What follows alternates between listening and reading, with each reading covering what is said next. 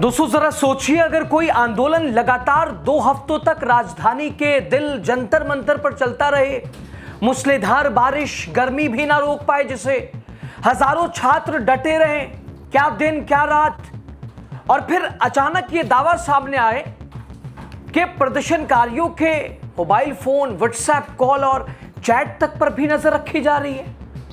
तो क्या यह सिर्फ एक आरोप है या फिर इसके पीछे कोई बड़ी कहानी छिपी है? और सबसे बड़ा सवाल, क्या अब यह आंदोलन सिर्फ नीट परीक्षा का मुद्दा नहीं रह गया है, बल्कि निगरानी, अभिव्यक्ति की आजादी और लोकतांत्रिक विरोध की बहस में बदलता जा रहा है? इधर जंतर मंतर पर सोनम वांगचुक की तबीयत लगातार, जो कि अनिश्चितकालीन भूख हड़ताल चिंता का विषय बन गई, छठा दिन है, उनकी सेहत को लेकर लगातार अपडेट सामने आ रहे हैं और फिर भी आंदोलन जारी है, फिर भी डटे हुए हैं। तो आखिर जंतर मंतर पर ऐसा क्या हो रहा है जिसकी चर्चा पूरे देश में होने लगी है? और ऐसा क्या हुआ कि शाह साहब की पुलिस ने इस आंदोलन को कुछ और रंग देने की कोशिश की, लेकिन अभिजीत दीप के पड़े भारी? क्या ऐसा उन्होंने दिखाया? सब कुछ आपको बड़े विस्तार से बताते हैं, लास्ट तक बने रहिए। इस रिपोर्ट में आपको दिखाएंगे जंतर मंतर से जुड़ी हर बड़ी अपडेट, अभिजीत दीप के गंभीर आरोप और शाह की पुलिस की नाकाम कोशिश, सोनम वांगचुक की हेल्थ अपडेट, पूरे आंदोलन की अंदरूनी तस्वीर। लास्ट तक बने रहिए। स्वागत है आपका राजनीति का खास सेगमेंट देख रहे हैं, मैं हूं यासूब रजा। पहले तो दोस्तों जंतर मंतर पर यह पुलिस का पहरा देखिए आप। जैसे आज अपनी बात रखना, आजादी के साथ अपने हक हुकूक का जिक्र करना, अभिव्यक्ति किया, इस पर सवाल है। देखिए कैसे गुंडागर्दी पे शाह साहब की पुलिस उतर आई है। गुंडागर्दी ही करनी है तो वर्दी निकाल दो, क्यों वर्दी बदनाम कर रहे हो? आरोप है दिल्ली पुलिस ने प्रदर्शन स्थल पर छात्र के साथ मारपीट की। देखिए आप।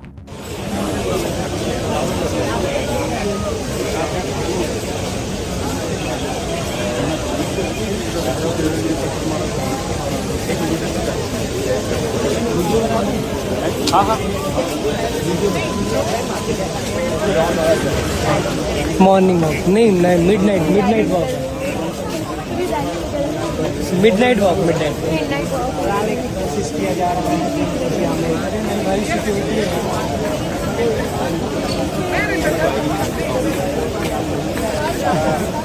दोस्तों एक और वीडियो देखिए आप, दिल्ली के जंतर मंतर पर, जहां देश में आप माहौल देखिए और दूसरी तरफ हिंदू, मुस्लिम, सिख आपस में एक दूसरे को खाना खिलाते हुए, यानी असली मोहब्बत की दुकान की मिसाल इससे बड़ी कोई और हो नहीं सकती है। जो कि ये तस्वीर फिलहाल गायब हो गई है। 2014 के पहले भारत ऐसा ही था, लेकिन अफसोस आज माहौल कैसा बना दिया गया, आप खुद देखिए, समझिए, बताइए।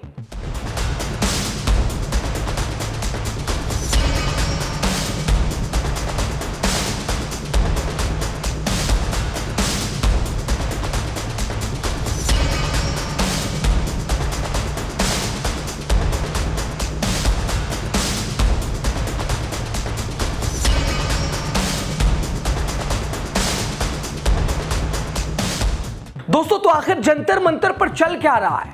यह अनशन अब एक ऐसे मोड़ पे पहुंच चुका है जहां हर गुजरता दिन खतरे की घंटी बनता जा रहा है।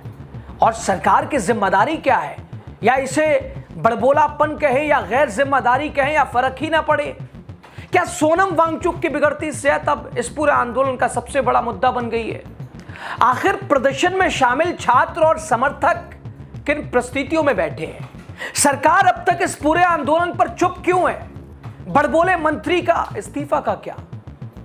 लगातार आप देखिए पारदर्शिता पर सवाल, लगातार अनियमितताएं, एक के बाद एक पेपर लीक, बावजूद उसके, और दूसरी तरफ आंदोलन से जुड़े लोग दावा कर रहे हैं सरकार प्रदर्शन को कमजोर करने, उसे दिखाने की कोशिश कर रही है, जबकि ये कहना है उनका कि लोगों को जंतर मंतर पर पहुंचने से रोका जा रहा है, डिस्टर्बेंस की जा रही है, इसे बदनाम करने की कोशिश की जा रही है, टुकड़े टुकड़े गैंग और न जाने कैसे कैसे।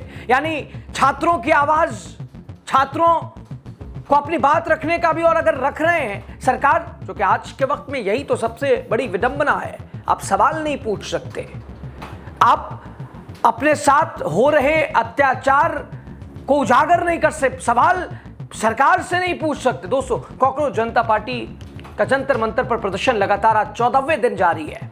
आज 14वां दिन है। इस बीच सीजेपी संस्थापक अभिजीत दीपके ने इधर बड़ा आरोप लगा दिया है। जंतर मंतर पर विरोध प्रदर्शन कर रहे लोगों के मोबाइल फोन की निगरानी की जा रही है। बताइए, उन्होंने दावा किया कि उनके व्हाट्सएप कॉल चैट पर नजर रखी जा रही है।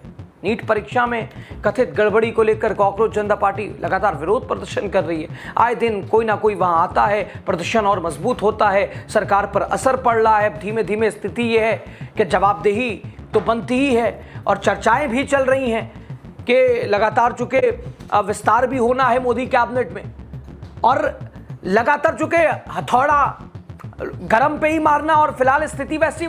इस प्रदर्शन को दोस्तों सागरिका घोष से लेकर योगेंद्र यादव समेत कई सियासी दिग्गजों ने भी सपोर्ट कर दिया है। जंतर मंतर पर प्रदर्शन के बीच अभिजीत दीपके ने इधर एक्स पर एक पोस्ट करते हुए आरोप लगाया कि सिस्टम के अंदर मौजूद अज्ञात सूत्रों ने संगठन को जानकारी दी कि उनकी आंतरिक बातचीत को इंटरसेप्ट किया जा रहा है। उन्होंने लिखा कि सिस्टम के अंदर के सूत्रों ने बताया है कि हमारे फोन सर्विलांस पर है और हमारे व्हाट्सएप कॉल और चैट पर निगरानी की जा रही है। इतनी अगर संवेदनशीलता अगर परीक्षा में रखी जाती तो भाई 23 लाख नीट छात्रों के साथ इस तरह का मतलब उन्हें बर्बाद तो नहीं वो होते, अपने आप को देखते, समय नहीं बर्बाद होता। जिस तरह से ये चैट और इन तमाम चीजों पर नजर रखी जा रही है, ऐसे ही उधर रखा जाता। अभिजीत दीपके ने कहा कि सूत्रों ने हमें हमारे इंटरनल टीम से बातचीत हुई है, शब्द दर शब्द विवरण बताए हैं। एक अलग पोस्ट में अभिजीत दीपके ने जंतर मंतर पर चल रहे विरोध प्रदर्शन के 13वें दिन की झलकियां भी शेयर की और पोस्ट शेयर करते हुए भारी बारिश के बावजूद प्रदर्शनकारी अपना विरोध जारी रखे हुए हैं। दीपके ने शिक्षा सुधार कार्यकर्ता सोनम वांगचुक की भी एक तस्वीर पोस्ट की है, जिनकी अनिश्चितकालीन भूख हड़ताल आज जिसका छठा दिन है, शुक्रवार को तबीयत लगातार, और इस बीच वांगचुक ने भी अपनी सेहत के बारे में जानकारी दी है। उन्होंने बताया कि ब्लड प्रेशर कम होने की वजह से डॉक्टरों ने उन्हें पानी और नमक का सेवन बढ़ाने की सलाह दी है। सोनम वांगचुक ने एक्स पर पोस्ट करते हुए लिखा, कई दिनों तक कुछ ना खाने के बावजूद उनका ब्लड शुगर लेवल 66 था, लेकिन उनकी हालत अभी भी जानलेवा नहीं थी। सोनम वांगचुक ने बताया कि मेरा शुगर लेवल 66 है, जो कम है, लेकिन ऐसा 3 दिन से कुछ ना खाने की वजह से शरीर में कीटोसिस की प्रक्रिया शुरू हो जाती है। शरीर फैट वगैरह का इस्तेमाल करने लगता है। लंबे समय तक उपवास करने पर शरीर मांसपेशियों और अंगों का भी इस्तेमाल कर सकता है, जिससे मौत भी हो सकती है, लेकिन मेरी हालत अभी ऐसी नहीं है। सोनम वांगचुक की तबीयत को लेकर एक ट्वीट दीपके ने भी किया, उसे भी देखियो। दीपके लिखते हैं, वांगचुक की भूख हड़ताल का छठा दिन है और वो कुछ दिन पहले की तुलना में आज कहीं ज्यादा कमजोर और थके हुए लग रहे हैं। दिन ब दिन सेहत उनकी बिगड़ती जा रही है। आज पहली बार उनकी बिगड़ती सेहत की वजह से उनके चेहरे पर साफ दर्द दिखाई दे रहा है। उन्होंने हमसे कहा कि वो ठीक हैं और चिंता की कोई बात नहीं है, लेकिन असलियत कुछ और ही है। हर गुजरता घंटा खतरे की घंटी है, और लेकिन स्थिति परिस्थिति कुछ भी हो, लेकिन हम डटे रहेंगे तब तक जब तक लाडले मंत्री का इस्तीफा नहीं हो जाता, तब तक जब तक कोई जवाबदेही ना हो जाती, तब तक जब तक छात्रों के साथ हुआ लगातार एक के बाद एक परीक्षा पेपर लीक अनियमितताएं, उसका हिसाब किताब ना ले लें, तब तक हम डटे रहेंगे, जुटे रहेंगे। लेकिन दूसरी तरफ किस तरह की लीपापोती पुलिस क्या कर रही है और इसे बदनाम करने की किस हद तक कोशिश की जा रही है, बेहतर आप जानते हैं लगातार। लेकिन जंतर मंतर पे आज 14वां दिन, और हाल ये कि आने वाला समय भारी पड़ सकता है। जवाबदेही तय होनी ही चाहिए और लगातार उसके लिए अभिजीत दीपके अपनी पूरी टीम के साथ डटे हुए हैं, जवाबदेही की बात कर रहे हैं। और धर्मेंद्र प्रधान के इस्तीफे पे कोई कॉम्प्रोमाइज नहीं, हर हाल में इस्तीफा। तो आखिर कुछ फर्क पड़ रहा है विभाग पर, सरकार पर, या अपने आप को मजबूत जोड़ तोड़ खरीद फरोख्त कि भाई स्थिति जैसी हो हम मजबूत है, कोई फर्क ही ना पड़े। लेकिन जब युवा अपने पे आ जाए तो फिर अच्छी अच्छी सरकारें हवा टाइट हो जाती है। राय जो भी हो दीजिएगा।